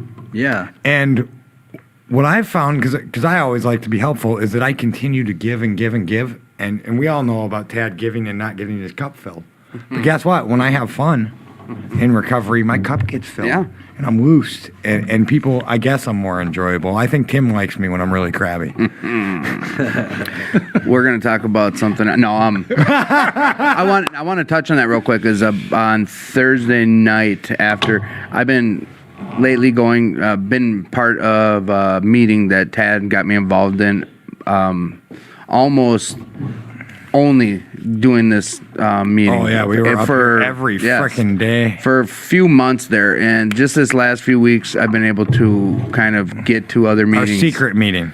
Yes. We're not telling people Whatever. where that is. I've been Double secret. I've been able to start getting out to other meetings quite a bit, and it is like where God's taken me, or whatever the case is it's refreshing my recovery to get outside, because now meetings are slowly starting to open back up. You And got to try new stuff. after that Thursday meeting last week, I hopped on a Zoom meeting to, honestly, it was all like a Tetris thing. All the pieces came together for, I don't know why, but I ended up on a Zoom meeting to support a guy out of Wisconsin that was going to share in a meeting from San Francisco. And he ended up not sharing, but I ended up staying on this Zoom meeting. And it was me and 23 other people. 15 of them were from San Francisco. I was one person from Duluth, and the rest were all other states. Oh, wow. Minnesota, all of San Francisco. Like, there was only me, this girl from Minnesota. There was only 3 people on there that could go to live meetings out of about 16 different states that were on My that T's Zoom. and P's are out to those people. I couldn't imagine it. For the last 9 months, not one interaction like we're having. Their governor said no. Nope. No doors, nowhere to go to and catch a meeting. Like, But we can go to Walmart. yeah, no, and then I don't want because you know what, this conversation, people of Walmart. yes, you'll hear me get on a nasty soapbox about But, that whole and we don't thing. need Like, to do that. no, and I don't want it to go that way. Yeah. But No. hey, real quick before whatever direction you're going to go in, guys, get your questions in. We have about 40 minutes left, and at about 15 to, we start getting into our gratitude list and then a buzzer beater. So, really, we got about 20, 25 minutes. I want to left give a to shout show. out to Start giving- JP. He's been bouncing in. I know. you He's rock. been showing you love. Hope Homie dealers. Big time. Thank you, JP. He's a Hey, real big hashtag one of our Happy fans. birthday, Ashley. Happy everyone. birthday, Ashley. You know Ashley. what? Happy birthday, Elena, Ashley. what up, Elena? She's actually in studio. and Elena, she you'll helped- hear from she her a helped little us- later. She helped us set up today, and she's our little helper. Elena's a really Girlfriend's good friend on of mine. fire is what she is. Girlfriend's on fire. Hey, what up, Nathan? Everyone else we forgot. I just want to say that not only do I love this podcast, I love the guys. What my favorite thing about this? Oh, Paul's on here. Paul. Oh, Hey. he'll be on our show next week. No, not that Paul. Different Paul. Oh. But he'll be Sorry, on Paul. he's on our guest list. So, anyways, but the comment section, people struggling in the comment section. You're not just going to hear from us, and if we don't get, people are here for you, and you're Yes. gonna. It's another recovery tool. Is this comment section here? Make sure you use it. Make sure you ask your questions. Get your questions in, please. And I love all of you guys, and thanks everyone that's listening. And Tim. I want to also big kudos to you guys reaching out. It's almost like that 1,000-pound telephone or that 1,000,000-pound door to that meeting. It's huge, and you're putting this out there. Just we know you're working for your recovery, and keep on. Don't give up. Just do not give up. Keep reaching out. So what I'd like to talk about, boys. Oh man, buckle up. Here we go. Oh shit. Your guys' relationship. I know you touched on it. It's a big topic. We've got, 10, 12 minutes. How did you two get, I know you said the sober and serious, but I want to just hear a little bit. You two, go ahead and talk. You two, I want to hear about how you guys got together, sponsorship, blah, blah, blah. Let's hear about it. I'd like to start on that. So I started going to his campfire meetings actually through somebody I used to date brought me there. She's like, you want to go to a really serious meeting? She's like, I know how you are. You want to go check this out? And I was like, well, I do. Let's go check it out. So we started doing that, and I had a different sponsor before Bob, and I had worked through the book and the steps once already, and I had found a decent place of peace, and I had some issues with my first sponsor. I'm grateful for him. It helped me save my life and stuff, but I knew it was time to move on, and being so that I had already done that and like kind of knew the tools, I had some time to like think. I wasn't in a big rush like I was fresh out of treatment to get this done. So I started really thinking like hard who I want to be to do this. And it actually came down to Bob and Dan. Dan J? Dan, J? you know Dan. Last J? Yeah. Yeah, okay. Yep, Dan J. So he'll be on here in a few weeks. But it was like it was Bob. His personality is more like mine. Right. He's fun, and he likes to have fun in recovery too, and he's a people person. But there's another, and he's super serious about his recovery, and he also he breaks things down so you can understand them, and that's like one thing that I've been told that I do too. But another reason I chose Bob was because he has been married, a person in recovery for years, and they have a good marriage and a happy life, and I knew that that's what I wanted. So I knew that someday down the road, like if I had questions or needed help, I could just ask him about his experience, and he would share it with me open and honestly, because he's one of the most honest people I know. Me and him will tell each other anything. We don't care. He's real cut and dry and no bullshit. Yeah. So I ended up picking him, and then I worked through my steps again because that's what I was planning on doing. Picking him? You mean anyways. for our audience, you Picked approached him for my sponsor. and you asked him just like, hey, will you sponsor me? Yeah. And it was that easy. I like to try to spotlight that because some of our listeners don't know how to even approach someone they want to ask. I've had some feedback about asking to get a sponsor.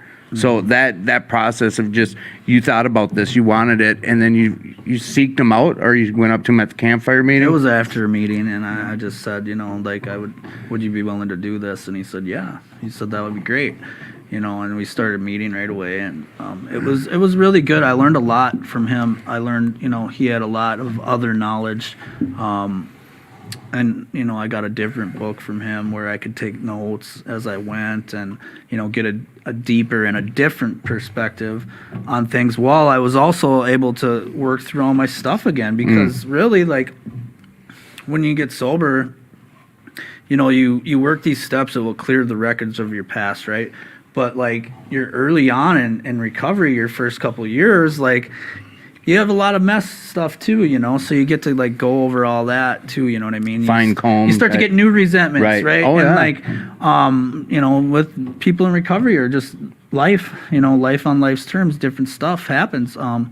So it was good to be able to like work through all that. You know what I mean? Obviously, it wasn't as hard to do steps a second time, but you get better at it, and you get deeper at it. And like he just shines love. He shines like a glow of love, and he's super friendly to people. And that I respect that, because people come to his campfire meeting or any meeting where he goes to, and when you treat people the way that Bob treats you, like that can be the difference between that person like coming back or never coming back again. You remember that early in recovery. Yeah, and you know what? Thank you, Keith and Bob.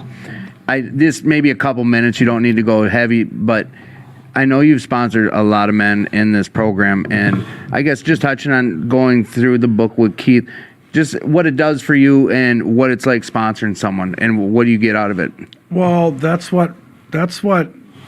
See, I was at 5 years of sobriety, and I called my sponsor up and I said to him, you know what? We never really fully went through the steps. And I saw that there's a big book study and action group that's starting, and it was a husband and wife team. And I said, would you be willing to do this? And it took 16 weeks. It's a commitment. Right. And so he said, you know what? I would love to do that. And you know what that did for me? That really, really lit my life on fire, as far as now I have a true direction of what I can hopefully give back. Because one of the guys that was sitting in the meeting with me, he would go, so when are you going to be done taking? And I go, what? And he'd go, yeah, when are you going to start giving back? And I was like, ooh, That's heavy. ouch. That's the heavy. fragile male ego just got whacked. Right. And then, like it says on page 164 of the big book, it says, obviously you cannot transmit something you haven't got. So I couldn't. I was never, guys asked me to sponsor them, but I was running around like my ass was on fire, and I was trying to put it out. I was so happy I was sober. Right. But I wasn't really working on the steps. And so when I got my nose in that book, that gave me a whole new dimension of where I needed to go and what direction I needed to go in my recovery and my spirituality. And the cool thing about it was it changed my life. It made my recovery become my life. So today, working those 12 steps, I'm living the 12 steps. I have to be a living example. Someone in one of the new meetings that I was going to had a really hard issue in her life happen here a week or two ago, and I sent her a private message on Facebook, and I said, I asked her how she was today, and first thing I said was, you may be the only example of the big book that someone's going to see today. And, Wow. and that's Wow. that's what I try to do in my life today, is be that example for others, so that they too know that there is a possibility to. I was the guy. Before I got into recovery, you saw me coming up your driveway. You shut the lights off and pulled the shades down, and you don't answer your frickin' door, because I'm that guy. You were that guy. I was that guy. It But was now you bad. have something that was given to you. So how does that go? I can transmit something And that you were has given- been given to me freely. And you don't get to keep it unless what? I give it away. And that's reigned that- true throughout. Right. And so the thing that I struggle with is self. And a lot of us struggle with that. And so if I can get out of my higher power's way, I can be the person who my higher power intends me to be. And so that's what that big book study in action did. So I went into it deep. I did probably 8 or 10 of those, and then I helped facilitate a big book study and action group at Twin Lake Alano, which was called Code Blue. I helped those guys get that off the ground and running, and I ran through 2 courses of that with those guys, and it's a 16. So I started writing down the guys that I started working with in the book. Yeah. And I can't believe how many I have on the page. And Well, and what I'm that does is, the bottom line is, what that does for you, if you're working with someone else in the book, your recovery will work for you 100% of the time. And I'm a gambler and I love sure odds. So that's why I stay doing what I'm doing, because that will help give me the insurance policy that hopefully I can make it through till tomorrow and not use or drink anymore. And then running into people like Keith, like I said, yeah, you're right. That's where we met, was the campfire meeting. And that was just one of the coolest things, because I could see you were a lot like me, more than you know. And I could see his ego was out in front of him, and now the last couple years that we've been friends and we worked on recovery and stuff, and you're still continually doing those things in your life, Keith, you're becoming one hell of a man. You really are. And I'm very proud of you. I can't say enough about you as far as what you put in, the effort that you put into your life, as well as your spirituality and your recovery. And that's what I try to emulate. And like I said, that was cool that you mentioned my wife, because there's a lot of these AA or these recovery relationships that don't work out, and the cool thing about it is, both my wife and I, we work on our recovery. Our relationship takes care of itself, and we don't have to worry about it, because we learn to communicate, and we take care of one another, and we love one another, and we have compassion for another. But the thing is to have that respect for one another. That's awesome. No, that's great. Thank you. And you know what? A side note on that is, I guess you could say this, is I'm like a direct descendant because of what Bob's given away so freely, because a guy named Ron F. took me through the big book. And what's a kind of funny little side note is, we're also in this men's meeting before COVID, and we go through that same type of book you guys went through, and there's little notes and certain things highlighted. Everything to the T that I would sit and pipe up on, or Bob would say, our books are identical, because he took the guy that took me through the book, he took him through the book, 10 years ago? Yeah. So that's the giving it away freely. Mm-hmm. Like I ended up with it 3 removed, if that makes sense. Like he gave it away to someone, or went through the book with someone that guy now has gone through the book with. His book is filled up like your book is. Like you should see the names in these books. I love this life. I love it. I wouldn't trade it for anything. And it was a shitty way to get here. It's just amazing the stuff we get to do. Like, Keith, would you think this is what we'd be doing?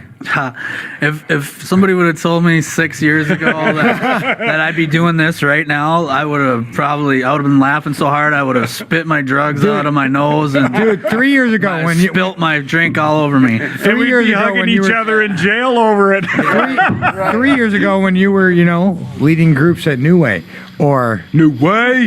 2 years ago when you were talking to me when I was all fucked up or spun out, like I couldn't imagine that I'd be sitting here with you, clean again, in recovery, 20 months clean, and on a podcast that I helped create, and you'd be a guest. I love it. I mean, it's fucking nuts. And I know one thing, that this is where we're all supposed to be right now. 100%. Oh my God! Like I was just sitting back and thinking how grateful I am of this. Even if one thing that one of us says helps one person, I'm happy. We've done our job. Yep, I'm happy. And that's what Tad and my goal is when we talked about doing the shows, if we can reach one person, have we can fun. Have fun and be helpful. Yeah. And as long as those two things stay forefront, everything else is going to work out. Yeah, just like you said with your marriage, I feel this show the same way. If we keep the recovery and just being helpful of service, it's monumental to this show. You guys want to give us a little self-promotion? It's not bad being on here, is it, guys? No. For our future guests. My eye. Just Shut kidding. up. Just for anyone who wants to be a guest and reach out to us. What did you put in this chair? All right, so you know what? Disclosure: we do feed our guests. We try. Bob was too smart to say yes, but we feed them a bunch of Red Bull. Yeah, we got Red Bull. Katie, thank you. I love you, babe. Yeah, hey, Nathaniel. one of my best friends, and he's always out. He was He's our one of big the supporter. $50 winner too, because he knew that my favorite pro wrestler of all time was The Rock. The Rock. Bingo, The bango, bongo. Rock. Can you smell what he's cooking? But I'd Even- like to say I'm proud of you guys, man. Like really, like I remember when you both came in here, man, and you know, both of you were gung ho about it right away. You know, like.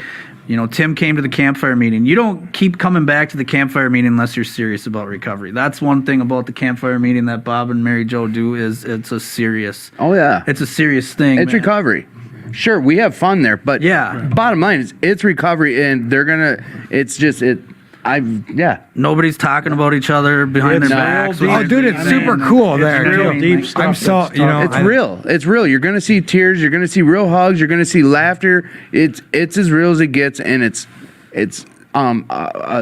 free. It's free of any substances. What we love about it is the fact that every month there's at least 10 new people Yes. that we don't even know. And we just, I mean, we've had people from, I mean, you had that one friend come in from California Yeah. or whatever. that's I can't awesome. remember. Florida, yeah, a couple Yeah. different friends. And it turns out, this is how small this world is, you people. Katie from Florida. She came up for a funeral of a friend who died, and it turned out to from a drug overdose, and it turned out to be one of my coworkers. holy Her cow. brother. It's just small world. It's insane how this happens. Right, So that's I mean, nuts. I mean- we're in this boat together, and we've got to try to help one another get through this thing called life together. So Hey, you know, what I was going to finish saying is Nathaniel's going to be on the show eventually, so you need to get to me and Tim before we track you down and drag Yeah. you here to the show so Yeah. we can schedule you. Just reach out to us. Yeah, JKK.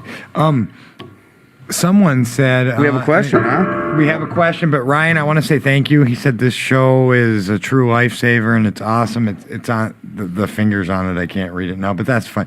You know, we love all of you and thanks for the support. We have a question from one of our really good friends, Elena. How often do you meet with your sponsor to work on the steps in your recovery? when I go through the book with people, it is on a weekly basis, and we try to go through, basically, it's a 16-week process. We can shorten it down to about 13 weeks. But it's very in-depth, and I share experience, strength, and hope. So if I have not yet experienced something, I have no business in my recovery to try to point what I think my experience or what I think my hope might be. That's one of the most important lessons that I've learned in recovery. But then we also go in depth in the steps through the book, through the first 164 pages where the meat and potatoes of recovery are, and then they go off and help someone else, hopefully, and take that 12th suggestion, which is to carry that message to other alcoholics and practice these principles, not in some, but all of our affairs. That's the hard part for a lot of us. So on a weekly basis until we get through all the steps, and then once we're through, they're like little baby birds. I kick them out of the nest. Right. Yeah, I don't have to call them very often anymore. No? No, when, Keith, when I do, I'm hurting. You know. But here's the thing, too, is with our sponsor, I mean, I talked to Bob, too, and he's my buddy. You're not ever cured. He still deals with life on life's terms, but he struggles, and you know what he does? He reaches out. He shares about it. We've done fishing trips, like, you don't get fixed. We just learn how to live a new way, and it's happy. And We live in the solution. Yes, I've rather been. You than know what? bitch And I've about been the throwing that up all over people that aren't in recovery right now. Like when we're dealing with life, the best advice I can give, sometimes not being asked, even is, let's not even look at the problem. What can we do that's gonna what's the solution? And Tad's good about that too. Like he'll remember it and he'll pump the brakes and say, all right, what's the solution on this? That's why being simple is like the best sometimes. You know what I mean? Whenever you can you highlights move it- the finger on the mouse? I can't see what Yeah. the new question is. It's on the screen. Oh, It's got No, Elena. that one. Yeah. yeah. I've had There a we lot go. of sponsors and never been serious. I'm ready to do the steps. Well, Ryan, that's awesome. And just keep at it, Ryan. Yep. Just keep at it. Find a sponsor. and We've follow all been through. there. Yeah. Find someone that's willing to meet you once a week. you Right, know what I yeah, mean? Like, that's- I'm starting this Sunday with 5 guys. Yes, you Oh, are. that's awesome. Yes, you are. Just like the restaurant. That's unbelievable. No, it's 4 guys plumbing. Poor guys. Oh, I'm Meat and sorry. bites. I got dad jokes. Yeah, we all gotta. We're figuring it out. That's it. I would just, and we can all probably relate with Ryan. We've all been Oh yeah. not thought we were serious, not in, and two half dozens one another, and I had some clean time at one time, I had a couple years and I was super involved, but there were things I wasn't willing to do. There were other, and there were other things that just took precedence, and this wasn't my life. And for me, when I was in my active addiction, it was my fucking life. Right. There were times where, I would say I'm a professional drinker, or I'm a professional yeah. meth addict. We took pride in our youth for some Right. odd Yeah, yeah. reason. Yes, we did. For some odd reason No, we we did. took pride in it, and for me, it was hard for me once I finally did make that transition. I realized, okay, recovery. That's what I got to take pride in. That's what my life has got to be is recovery. Nathaniel. I got a good answer for Nathaniel. Okay. How He wants it. often, Nathaniel's question is, how often would you say in your early years of recovery should you rework the steps? Like once a year, once every couple years? Take it away, Bob. Boom. The bottom line on that, when you stop working the steps, you better be dead and laying real still, because Perfect. you're doing 1 through 12, 1 through 12, 1 through 12, 1 through 12. Right. And the bottom line is the best help that you can do is share that with someone else. I always And then say they that have way no it works. expiration date. There, Right. yeah, good.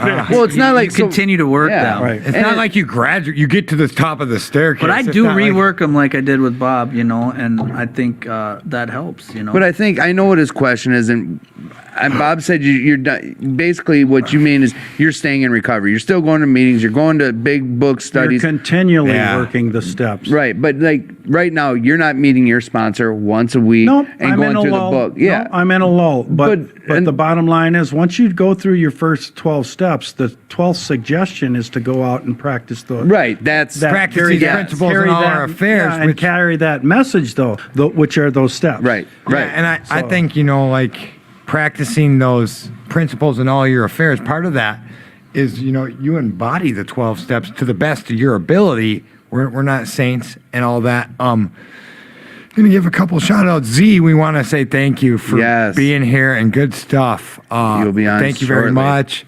Jane, what's up, Mama Jane? Jane, Hey. I'm going to take a quick side note here. Jane, the cafe, 2218's cafe. It's Gratitude Cafe. The Gratitude Cafe. It's the best. $5. Oh, it's the best bang for your buck $5 ever. and you're getting.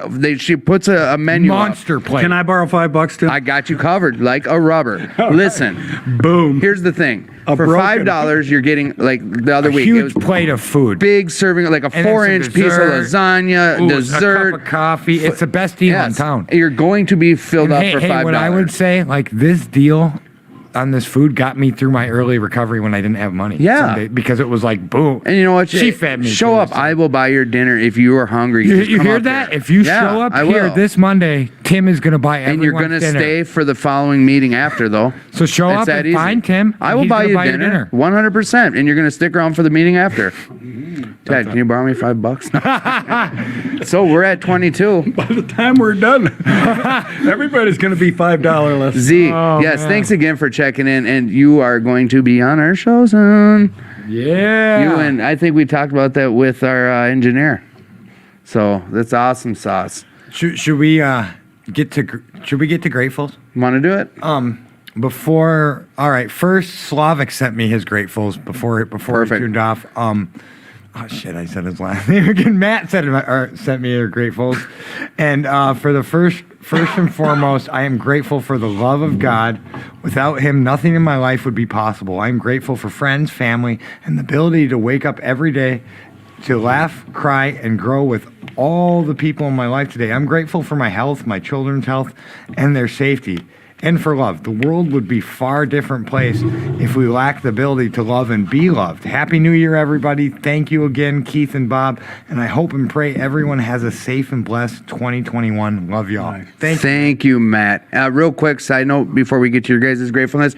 If you guys have any ideas for Jane for dinner, she just posted, just put them in the comments, whatever you guys want. And then Rich, thanks for the information about a meeting. Anyone who's interested, just read the comments. Just read the comments if you're looking for another meeting. It's on Rich is Chicken another and dumplings, strong guy Jane. in recovery. Ryan wants lasagna. She just had lasagna last Chicken week. and dumplings. Chicken and dumplings. Thank you, Tom. I Hey, really love you. Thank you, Tom Z. Sid, you wanna go with what you're grateful for tonight? And then I'm gonna ask the ladies to come up, Yes, kind please. of up here and tell us what they're grateful for. Well, Elaine's what?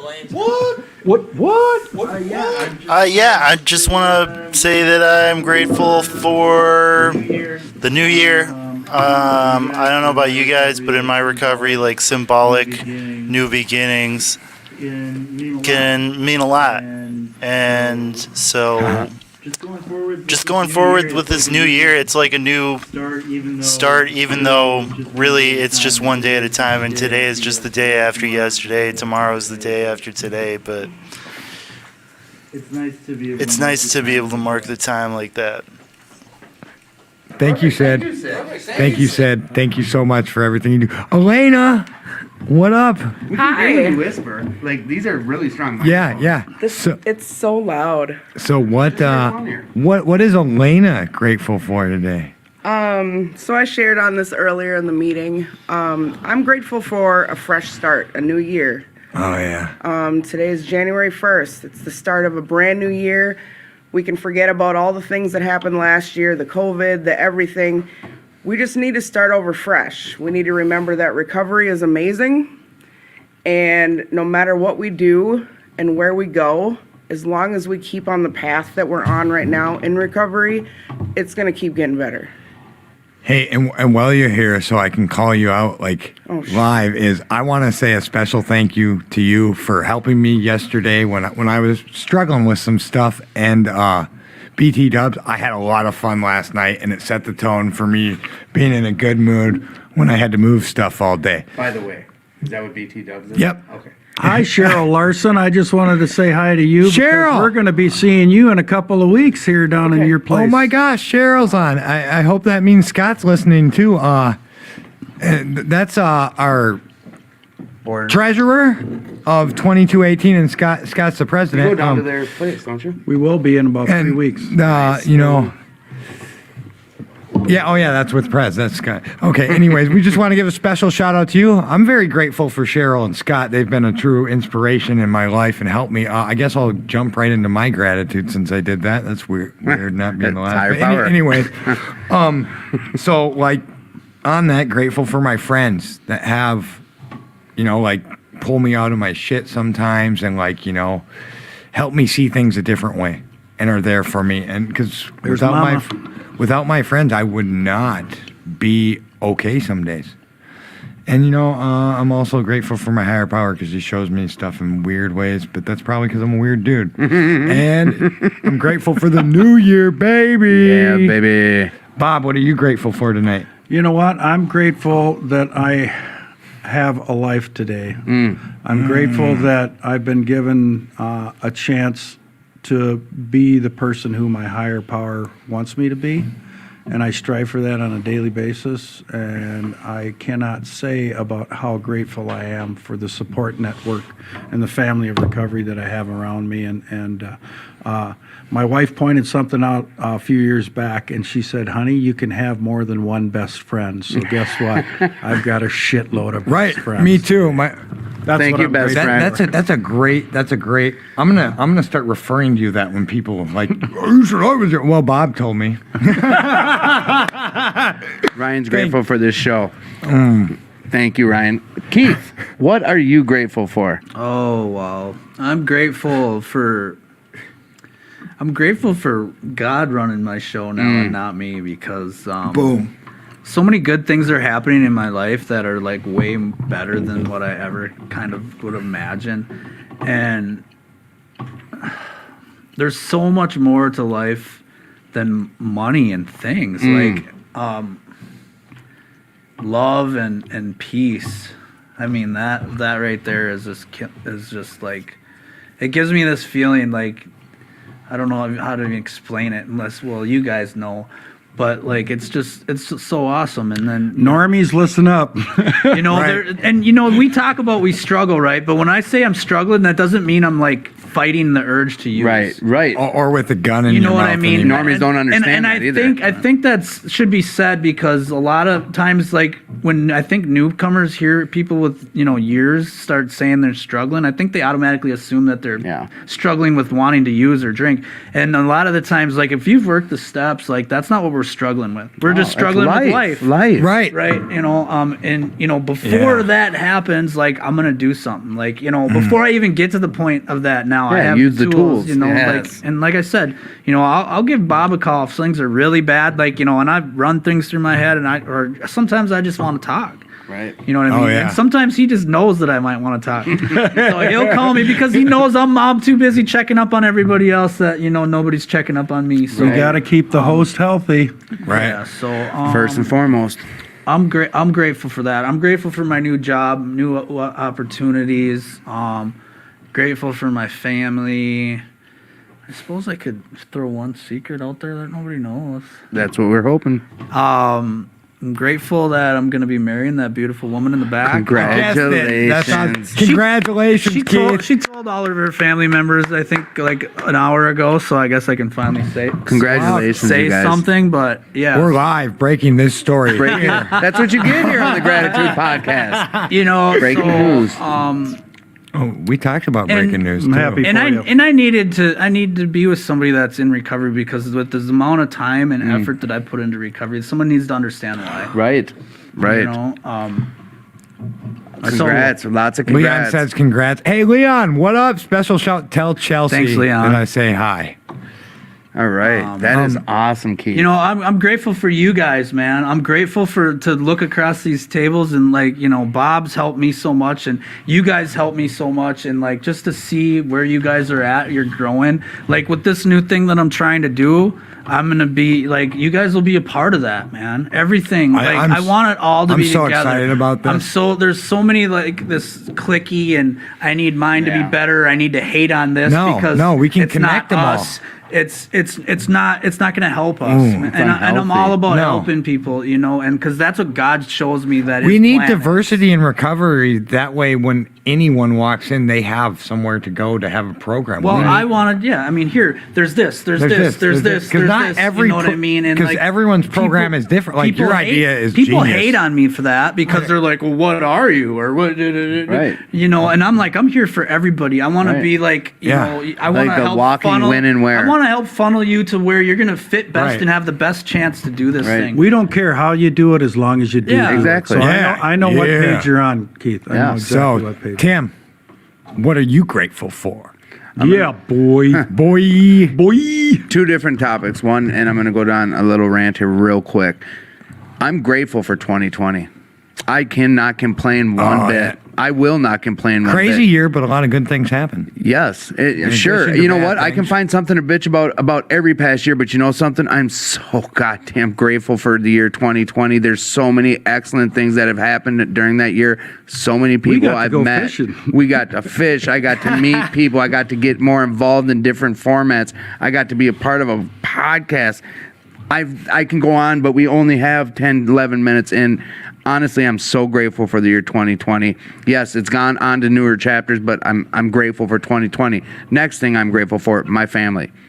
I am a broken record with this. I have a mother who loves me and is there for me no matter what. I have a father who's there for me no matter what. I love these guys with my every last breath. I have a brother who loves me. I love him back. Katie, I love you. Thank you. I've got family support, cheerleaders and cheer guy leaders. Oh, yeah, that's I good love my stuff. family, and life shows up and they're there for it. And I have you guys. You guys are my family as well. Can't do it alone. And I love you guys. Word.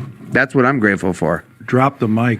So, Yeah. before we get to buzzer beaters, which if you guys don't know, buzzer beaters just a cute little question that we all answer pretty quick. Tim, you want to cut that promo quick? Here you go. Here at this place called 2218, where we've been presented with this opportunity to have a podcast, and they're putting us up for doing And that. there's always a meeting, rain or There's shine. always, every day of the week, there's multiple meetings here. Holiday, no In-person holiday. live meetings. That's what this place does for you. It's got a heater right now. It's got a roof over its head, and they kept It's their here. doors open. So, you know what? If you would like to give, you can find their website. You can come on here. Feel free to. And we appreciate our audience. 2218 on Facebook. What do they go to? The 2218 Facebook page, and they can find anything through that. pay. Okay. I just want to say something quick. I mean, like working with these teens in treatment centers, it's been hard for us to find meetings, you Yeah. know? So, like, I mean, I'm really grateful to 2218 too, knowing that any night that, I don't have a meeting to go It's to, I been- can bring them here. Those kids, they need that more than we do. It has been Oh, yeah. super. Yeah, you brought them out to the campfire meeting. Yeah. I've been in it, not to break anonymity. I'm just going to say it's been super cool seeing that, and the couple of conversations I've had with them. I'm not going to talk about them, but it's been really cool, and I don't know. It's just been cool and The amazing. newcomer's monumental in our recovery. 2218lno.org. Thanks, Matt. Thank you. Matt. Yes. All right, and so we're gonna have a great show next week with Paul and Carolyn. We'll Yes. talk a little more about that. from before we Will Work, go out. yeah. Couple of Will Work for powerhouses recovery. coming Yep. up. Yeah. So the buzzer beater is going to be one that has already been asked because we have had a request. Okay, To ask it okay. again. So if Wait, you, what order are we going to go in? So we I'll figure it out. All right. This is all Tad's doing. I love these. if you could 12-step any fictional character, Fictional. who would it be, Bob? Elmer Fudd. Hey. My Yeah? turn? Yeah, Keith. Homer Simpson. Homer Simpson? No. Oh, Brian Griffin. Oh, Brian The drunk Griffin. dog. Oh my God. Tad, you're up. Quick. Let's go. Let's Okay, go. I'm up. I think I would 12-step Bender. Bender from Futurama. Sid? Ebenezer Scrooge. Elaine, you got one over there? Quick. Okay, no. Okay. Wow, that was a good one, Tad. Good buzzer beater this week. Yeah, I was requested to ask it again. It's That's a awesome. fun one. Yeah. Last time we all went Little buzzer comics. beater, This one- Elmer Fudd. This one was out there. Who's running around shooting rabbits? I shoot streetlights out. Yeah, I know that. Damn it, we're out of time. We can't hear that So, story. Hey, Scott here. Great. oh. Yeah, I can't read it. Once he Hey, clicks, Scott there it here. goes. Grateful for all the volunteers and the board members have dug deep to make it happen at 2218. Yeah, and you know Thank what? you, I Scott. just want to give another quick shout out quick and say this little thing. We had a dinner and Scott and to say thank you for the volunteers. We try and thank them enough, but we can't here at 2218. Speaking, I'm putting on a different hat. I'm speaking from the squad council side now. That we can't say thank you enough, and that volunteers are the lifeblood of this That's place. what keeps it going. And any, not just 2218, any Alano. recovery, the stuff Keith's talking about, any Alano, any recovery group, volunteers are the lifeblood. A lot of us don't get paid for what we do, and we don't do it for the money when we do get paid. It's a nice Right. bonus when your job pays you for something you love, but without volunteers, this doesn't happen. Mm-hmm. So people give. Some people sacrifice time with their girlfriends, their yeah. friends, and that is that's the bottom line. So we want to monumental. thank all the volunteers. Yes. Anyone who's volunteering for anything in recovery, Thank you. whether you're a recovery coach, and even if you are getting paid for it, thank you so much. You guys help make the world a better place. You're saving lives. Nathaniel got me. You know what? That was perfect, Nathaniel, and that's my guy. Rick. We have talked about Rick that. Sanchez. You know what? You couldn't 12-step Rick though. No, he would. Yeah. He's too smart. Do you want to end up a pickle on his desk for trying to? I know. No, you're right. But dude, I got a tattoo on the 'Cause- back of him. Not, I really don't, guys. But that's my guy. We're gonna have to take Tim's shirt off after the show and make sure he doesn't do a Good tattoo luck. check. So, like I said, thank you everyone so much for tuning in. I want to say thank you to our guests, Keith and Bob. You Yes. guys want to say bye to everyone? Thanks for Bye, having everybody. us, you guys. Yeah. Thank you so much for So, everything that blessed. you guys do, and never give up. And Don't leave before the miracle happens. And we're always here for you. Like, don't feel bad. I want to say this one thing because a lot of people say, I don't want to burden you with my whatever. I'm like, you're saving my life. That's- Right. If I'm not helping somebody, I'm dead. Right. You know what Right. I mean? So save my life. Like, God, we if could've you need talked about somebody, that. please. If Right. you need somebody, please call me, Reach message out. me. Are you guys if I don't answer, it's not because I didn't see it or I might have got so many messages. Message me again. If you guys You know what I are mean? cool If you- putting on how to get a hold of you, that's okay. That's your guys' decision. I mean, yeah, my name's Keith Campbell. I'm on Facebook. My phone number's on Facebook. Yeah, And I'm Bob Schill, SCHILL. You can get a hold of me on Facebook. That's their choice, Message yep. me. Yep. Basically, what they're saying is, every time they're working with someone, they stay sober or clean throughout It's it. worked You guys, 100% of Oh the my time. God. Yeah, 100%. That's the lifeblood of this, and that's the whole plan of the program is giving it away keeps you clean and sober too. Yep. All right. So, next week we have a great show for you with Paul and Carolyn. They started another place for meetings, and We'll work- we'll their work for recovery. They used to be down here. Yeah, at big 22 time. It started at Yeah. 2218. So we'll be talking about that amongst other things. We can't wait for that. And I just want to say, everyone have a great week.